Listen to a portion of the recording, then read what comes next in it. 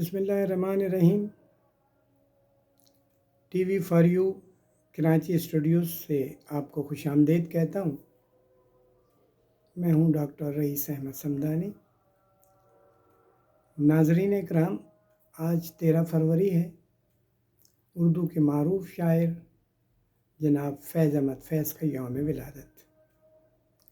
اس حوالے سے فیض صاحب کو خراج تحسین پیش کرنے کے لیے مختلف ادبی پروگرام منعقد کیے جا رہے ہیں۔ لاہور میں فیسٹیول اس کی ایک اعلیٰ مثال ہے۔ اس وقت میں فیض صاحب کے حوالے سے آپ سے مختصر گفتگو کروں گا۔ اس گفتگو کا آغاز اپنے 2 شعر سے کر رہا ہوں، ملاحظہ کیجیے۔ زندگی کی میری بس اتنی سی کہانی ہے، زندگی کی میری بس اتنی سی کہانی ہے، شروع فیض سے ختم حکیم محمد سعید پر ہوتی ہے۔ جب بھی مڑ کر دیکھتا ہوں زندگی کو اپنی کبھی کسی اور کی کہانی محسوس ہوتی ہے۔ ناظرین اکرام، اس میں 2 شخصیات کا ذکر میں نے کیا ہے، ایک فیض احمد فیض اور دوسرے حکیم محمد سعید۔ فیض صاحب پر مختصر بات یہ کروں گا کہ فیض صاحب کو میں نے پرنسپل کی حیثیت سے دیکھا۔ وہ اس کالج کے پرنسپل تھے جس کالج سے میں نے بی اے کیا۔ اس کی تفصیل میں آپ کو بعد میں بتاؤں گا، اور فیض صاحب کو دیکھ کر ہی میں ادب کی جانب مائل ہوا۔ اور دوسری شخصیت حکیم محمد سعید صاحب کی ہے۔ حکیم صاحب سب کے علم میں ہے کہ ان کی شخصیت کیسی تھی۔ حکیم صاحب کتاب سے محبت، کتب خانوں کے عاشق اور لائبریری تحریک کے سرپرست تو میں سے تھے۔ میں نے انہیں بہت قریب سے دیکھا۔ کتب خانوں کی ترقی کے لیے حکیم صاحب نے ایک انجمن بنائی تھی جسے انگریزی میں اسپل کہتے ہیں، society for the promotion and improvement of libraries. وہ اس کے بانی صدر تھے، اور جب ان کی شہادت ہوئی تو وہ اس کے صدر تھے اور میں اس کا جوائنٹ سیکریٹری۔ اس حوالے سے میں نے حکیم صاحب کو اکثر محفلوں میں، میٹنگز میں دیکھا۔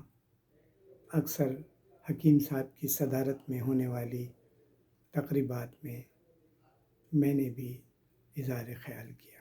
اس طرح مجھے حکیم صاحب کو قریب سے دیکھنے کا موقع ملا اور وہ میری زندگی کی آئیڈیل شخصیت ہو گئے۔ ناظرین کرام، جو شخص لکھتا اور پڑھتا ہے، خاص طور سے لکھتا ہے، تو اس کے دل میں یہ خواہش ہوتی ہے کہ وہ کسی طرح پی ایچ ڈی بھی کر لے۔ چنانچہ میرے دل میں بھی یہ خواہش ہوئی تھی کہ میں یہ کام کروں، لیکن پی ایچ ڈی کے لیے مواقع کا ملنا بہت ضروری ہے۔ مواقع نہیں ملے گا تو یہ کام نہیں ہو سکتا۔ اللہ تعالیٰ نے میری اس خواہش کی تکمیل کی، اور 2003 میں ہمدرد اکثر جایا کرتا تھا، اور بیت الحکمہ کے جو ڈائریکٹر تھے پروفیسر حکیم نعیم الدین زبیری صاحب، ان سے میرے بہت دوستانہ مراسم تھے۔ میں نے ان سے ذکر کیا کہ میں حکیم صاحب کی شخصیت کے حوالے سے پی ایچ ڈی کرنا چاہتا ہوں۔ انہوں نے میری حوصلہ افزائی کی، اور میں ایک ٹاپک بنا کر ان کے پاس لے گیا، اور انہوں نے اسے آگے بھیج دیا، اور وہ اس طرح وہ ٹاپک اپروو ہو گیا، اور میرا کام پی ایچ ڈی کے لیے شروع ہو گیا۔ اور میں نے 2 سال کے عرصے میں وہ تھیسس مکمل کر لیا، اور 2006 میں نے جمع کرا دیا، اور 2009 میں مجھے پی ایچ ڈی کی ڈگری ایوارڈ ہو گئی۔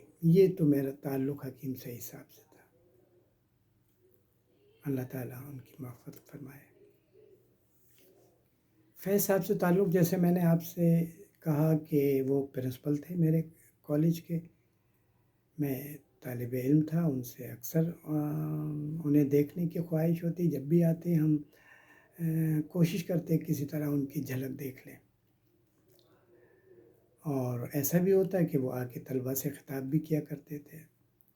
فیض صاحب نام کے پرنسپل نہیں تھے، وہ عملی طور پر کالج کے معاملات میں انٹرفیئر کیا کرتے تھے، دیکھا کرتے تھے، سرپرستی کیا کرتے تھے۔ کالج کے اساتذہ کا انتخاب انہوں نے خود کیا تھا اور میرٹ پہ کیا تھا۔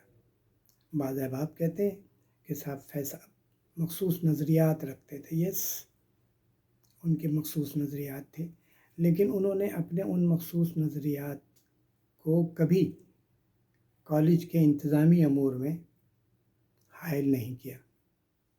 انہوں نے اساتذہ کا انتخاب میرٹ پر کیا۔ ان میں بہت سے اساتذہ میرے استاد بھی رہے اور بعد میں وہ میرے کولیگ بھی بنے۔ تو مثال کے طور پر سیاسیات کے استاد تھے شفیق الرحمانی صاحب، وہ جماعت اسلامی کے حامی تھے، فیض صاحب نے ان کا انتخاب کیا، اسی طرح دیگر اساتذہ کا بھی انتخاب کیا۔ فیض صاحب کے بارے میں ان کے نظریات کے حوالے سے جو کچھ بھی کہا جاتا ہے، جو بھی نظریات تھے ان کے، وہ اپنی جگہ ہیں، لیکن دوسری طرف اندر کا فیض وہ کیا تھا؟ ایک مثال آپ کو دیتا ہوں، اور یہ بات کئی جگہ چھپی ہوئی ہے، انہوں نے اپنے انٹرویوز میں کہی ہے۔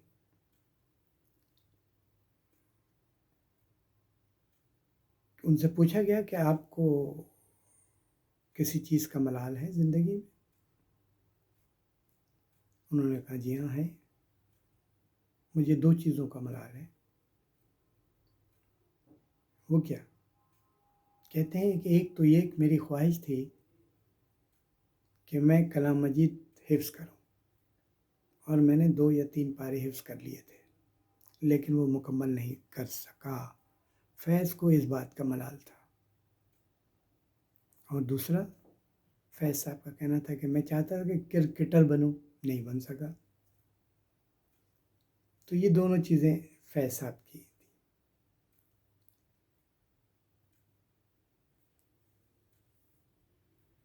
ایک ذکر انہوں نے، میرے ایک دوست تھے عبدالرشید راجہ صاحب، انہوں نے کہا کہ انٹر کا رزلٹ آیا، اور انٹر کے رزلٹ میں کالج کا ایک بھی طالب علم پاس نہ ہوا،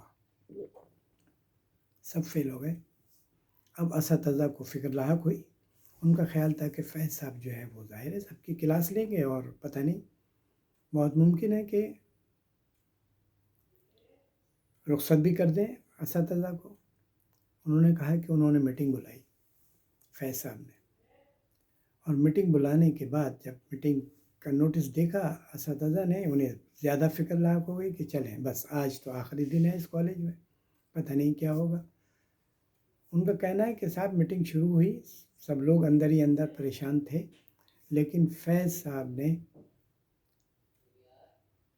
اس بات کا ذکر بھی نہیں کیا کہ ہمارے کالج کا رزلٹ یہ آیا ہے، کیوں آیا، بلکہ انہوں نے طلباء کو توجہ سے پڑھانے کی ترغیب دی کہ دیکھیں طلباء کو اس طرح پڑھائیں، اس طرح پڑھائیں، ان پر خصوصی توجہ رکھیں۔ یہ علاقہ جو ہے، یہ لوگ جو ہیں جو یہاں پڑھنے آتے ہیں بچے، وہ بہت ہی لوور کمیونٹی سے ان کا تعلق ہے، غربت ہے، افلاس ہے، ان پر خصوصی توجہ دی جائے، اور جو ٹیچر اپنا سبجیکٹ اچھے طریقے سے پڑھائے گا، اسے کالج انتظامیہ کی جانب سے ایڈوانس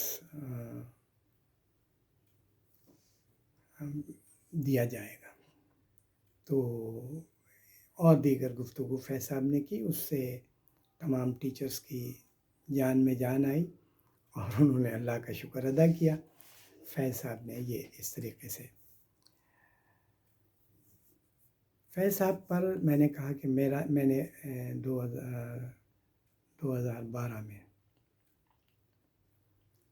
مضمون لکھا تھا فیض میرا پرنسپل، جو میں نے بتایا کہ میری یہ کتاب فیض صاحب پر ہے، فیض صاحب پر نہیں بلکہ یہ خاکوں کا مجموعہ ہے، اس کے اندر فیض صاحب کا مضمون بھی ہے۔ تو یہ فیض صاحب کے بارے میں مختصر سی باتیں تھیں، ان کے بارے میں بہت تفصیلی گفتگو ہو سکتی ہے، کی جا سکتی ہے، لیکن وقت کو دیکھتے ہوئے انشاءاللہ کسی اور موقع پر فیض صاحب پر گفتگو ہوگی۔ اس گفتگو کے بعد مجھے اجازت دیں، بہت بہت شکریہ، السلام علیکم۔